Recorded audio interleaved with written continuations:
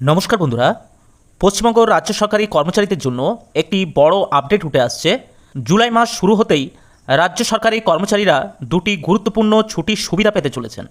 সম্প্রতি পশ্চিমবঙ্গ সরকারের অর্থ দপ্তরের অডিট শাখা থেকে দুটি আলাদা নির্দেশিকা বা মেমোরান্ডাম প্রকাশ করা হয়েছে, যেখানে এই ছুটির বিষয়ে বিস্তারিত তথ্য জানানো হয়েছে।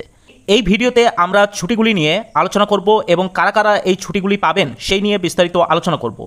পশ্চিমবঙ্গ সরকারের অর্থ দপ্তরের অডিট শাখা থেকে 24শে জুন 2026 তারিখে জারি করা মেমোরান্ডাম নম্বর 2291 FP2 অনুযায়ী আগামী 1 জুলাই 2026 তারিখ অর্থাৎ বুধবার রাজ্য জুড়ে অর্ধ দিবস বা হাফ ডে ছুটির ঘোষণা করা হয়েছে। এর কারণ হলো বাংলার প্রাক্তন মুখ্যমন্ত্রী এবং প্রখ্যাত চিকিৎসক প্রয়াত ডক্টর বিধানচন্দ্র রায়ের জন্মবার্ষিকী উপলক্ষে প্রতি বছরের মতন এই বছরও 1 জুলাই ডক্টর ডে হিসাবে পালিত হবে। এবার আমরা দেখব কারা কারা এই ছুটিটি পাবেন। রাজ্য সরকারের সমস্ত অফিস, শিক্ষা প্রতিষ্ঠান, নগর ও স্থানীয় সংস্থা, কর্পোরেশন এবং রাজ্য সরকারের নিয়ন্ত্রণাধীন অন্যান্য অনুমোদনপ্রাপ্ত প্রতিষ্ঠানগুলি ওই দিন দুপুর 2টো থেকে বন্ধ থাকবে। শুধুমাত্র কলকাতায় রেজিস্ট্রার অফ অ্যাসুরেন্স এবং collectors of stamp revenue office এই অর্থ দিবস ছুটির আওতা থেকে বাইরে থাকবে।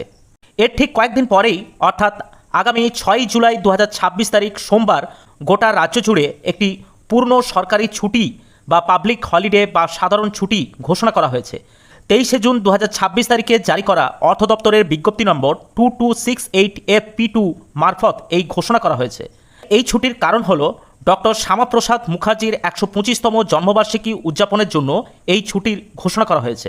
রাজ্য সরকারের অতিরিক্ত মুখ্য সচিব PK মিশ্রের স্বাক্ষর করা এই দুই নির্দেশিকা রাজ্য সরকারের বিভিন্ন দপ্তরে জেলাশাসক এবং পুলিশ সুপার এবং অন্যান্য গুরুত্বপূর্ণ আধিকারিকদের কাছে পৌঁছে দেওয়া হয়েছে।